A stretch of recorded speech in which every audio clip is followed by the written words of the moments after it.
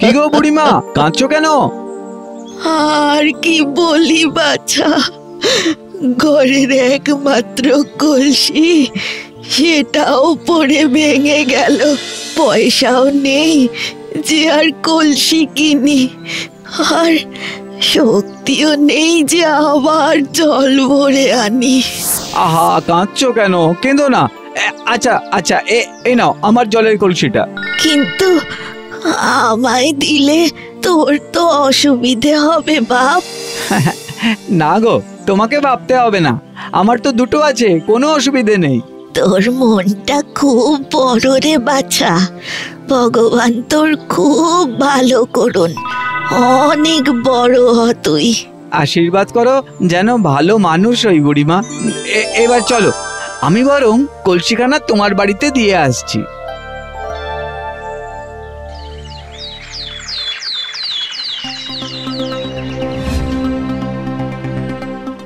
মা, আমি এসে গেছি।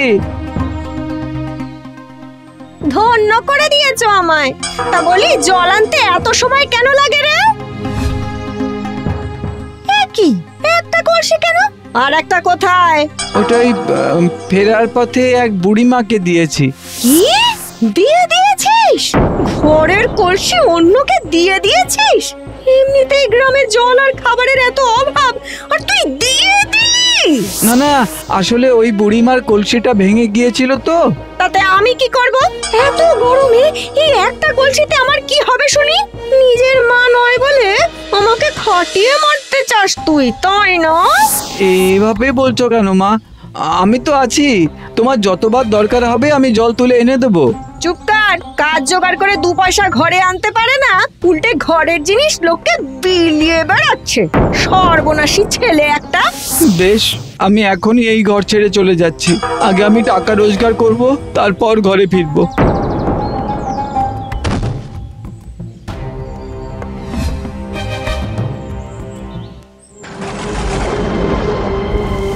কি জঙ্গলের পথে এমন ঝড় বৃষ্টি শুরু হলো? কপালে কি লেখা আছে কে জানে। ভগবান দেখো, আজ রাতের জন্য একটা মাথা গোঁজা ঠাঁই পেলেই হবে।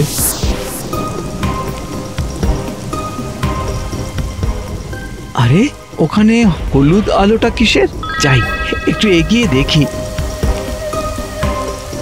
আরে এটা তো একটা কুটির। দেখি আজ রাতটা যদি এখানে থাকা যায়। কেউ আছেন? কেউ আছেন ভিতরে? কি ব্যাপার, এটা কিসের শব্দ?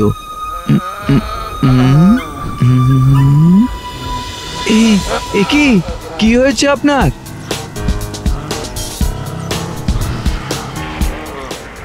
আহারে, জ্বরে তো গা পুড়ে যাচ্ছে। আমাকে এখনই কিছু একটা করতে হবে।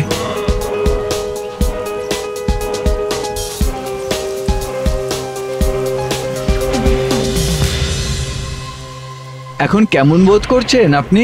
ভালো, কিন্তু কে তুমি বালক? অপরিচিত হয়েও আমার এত সেবা শুশ্রূষা করলে। আমি বেনু, এই পাশের গ্রামেই থাকি। কাজের খোঁজে বাড়ি ছেড়ে বেরিয়ে এসেছি, কিন্তু মাঝপথে অত ঝড় বৃষ্টি হওয়াতে আমি আপনার এই কুটিরে এসে উঠি। ধন্যবাদ, যতদিন ইচ্ছা তুমি এই কুটিরে থাকতে পারো। সত্যি আপনাকে যে কি বলে ধন্যবাদ জানাই। তবে আপনি চিন্তা করবেন না, আমি যত তাড়াতাড়ি সম্ভব কোনো একটা কাজ খুঁজে এখান থেকে চলে যাব। ততদিন আপনার এই উপকারের পরিবর্তে আপনি আমার সেবা গ্রহণ করুন। আচ্ছা বেশ।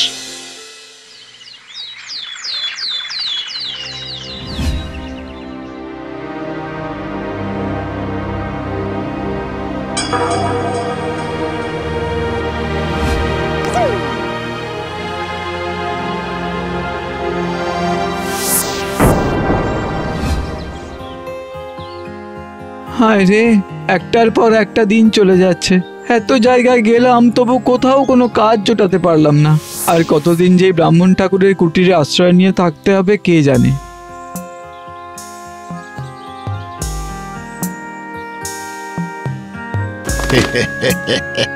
এই পুত্র। হ্যাঁ ঠাকুর। তোমার ব্যবহার, সেবা যত্নে আমি অত্যন্ত প্রসন্ন হয়েছি। তাই আমি তোমাকে উপহার দিতে চাই। বলো তুমি কি চাও? ধন্যবাদ ঠাকুর, কিন্তু এখন আমি কাজ ছাড়া আর কিছুই চাই না। অর্থের বিনিময়ে কাজ আমি তোমাকে দিতে পারবো না, তবে পুরস্কার হিসেবে মূল্যবান বস্তু অবশ্যই দিতে পারি। চলো আমার সাথে, এসো।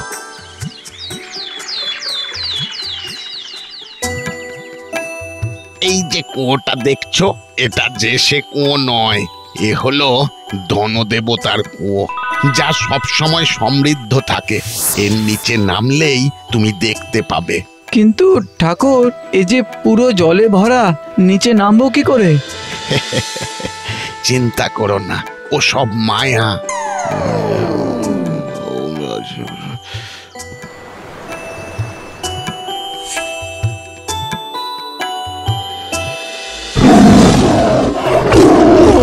বাবারে, কি বিশাল বিশাল দুটো বাঘ! ঠাকুর চলুন, এখান থেকে আমরা চলে যাই। আরে কিচ্ছু হবে না, তুমি নির্ভয়ে থাকো।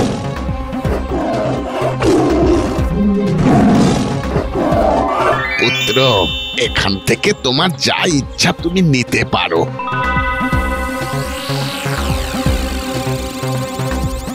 ওটা কি ঠাকুর, এমন হাওয়ায় ভেসে আছে?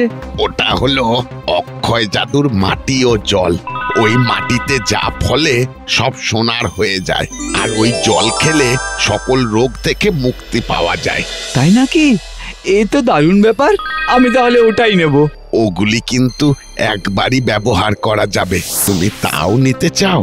হ্যাঁ ঠাকুর, এমন মাটি আর জলের চেয়ে মূল্যবান আর কিছু হতে পারে না। বেশ বেশ, গিয়ে নিয়ে নাও তবে। ব্রাহ্মণ ঠাকুর, ব্রাহ্মণ ঠাকুর, কোথায় আপনি? ঠাকুর! আমি ভাগ্য দেবতা। তোমার সৎ চরিত্র ও পরোপকারী মনোভাবের জন্য আমি খুব খুশি হয়েছি। এবার তুমি এ পুরস্কার নিয়ে ঘরে ফিরে যাও। তোমার সকল সমস্যা দূর হবে। মঙ্গল হোক। ধন্য আমি, ধন্যবাদ আপনাকে, আপনার অশেষ কৃপা। এবার আমি সোনার ফসল ফলাবই, আর জল দিয়ে মানুষকে সুস্থ করব। যাই, আমি ফিরে গিয়ে এবার মাকে জানাই।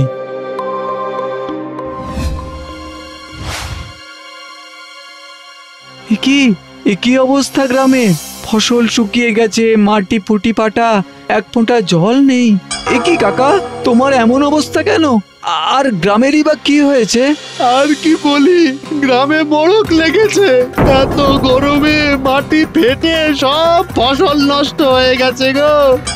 জমিদারের ভাড়ার পুরো শূন্য। চিন্তায় চিন্তায় তিনিও অসুস্থ, এখন শয্যাশায়ী। গ্রামের কেউ কিছু খেতে পাচ্ছে না গো। সে কি? হ্যাঁ, যাদের সম্ভব তারা তো সব অন্য জায়গায় চলে গেছে। পড়ে রয়েছি আমরা, জানি না কি হবে আমাদের। এত খারাপ অবস্থা গ্রামের, কে জানে মা কেমন আছে। আগে গিয়ে দেখি। মা, ও মা, তুমি কোথায়? এই যে দেখো, আমি ফিরে এসেছি। তুই এলি বেনু? বাবা, আমাকে নিয়ে চল এখান থেকে। এখানে থাকলে আমরা না খেয়ে মরে যাব বাবা। না না, তুমি চিন্তা করো না মা, আমি এসে গেছি, এবারে সব ঠিক হয়ে যাবে। এই দেখো, আমি অক্ষয় জাদুর মাটি আর জল এনেছি ধনদেবতার কুয়ো থেকে। কি? ধনদেবতার কুয়ো? তার মানে তো সেখানে অনেক সোনা রূপো ধন সম্পত্তি ছিল, তাই না? তা তুই সেখান থেকে সোনা দানা না এনে শুধু এই মাটি আর জল নিয়ে এলি? বলি আদৌ কোনো কাজে আসবে এটা? না, এখানে কথা বলে সময় নষ্ট করে কোনো লাভ হবে না, মা বুঝবেও না। আমি বরং যাই, যেটা করব ভেবেছি এখনই করে ফেলি। কি রে, চুপ করে আছিস কেন? বল, বলি এগুলো কি কাজে আসবে একটু শুনি। এখন বললে তুমি বুঝবে না, আমি একটু বেরোচ্ছি।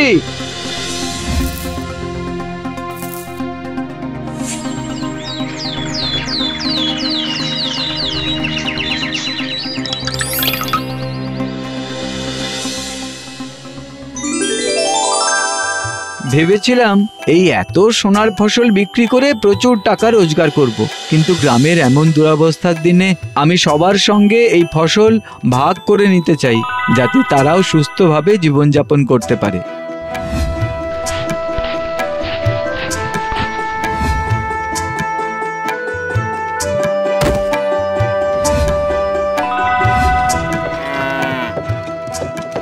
জানি মা আবার রেগে যাবে, সোনার ফসল দেখে বলবে কি দরকার ছিল সবাইকে দেওয়ার।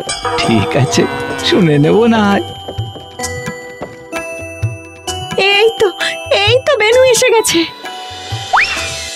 তোমার অপেক্ষাতেই ছিলাম। তোমাকে যে কি বলে ধন্যবাদ দিই। গ্রামের কত বড় একটা সংকট থেকে তুমি সবাইকে মুক্তি দিয়েছো, এর জন্য তোমাকে পুরস্কার দিতে চাই। না না, এটা তো আমার নিজের গ্রাম, তাই আমার যেটা ঠিক মনে হয়েছে আমি তাই করেছি।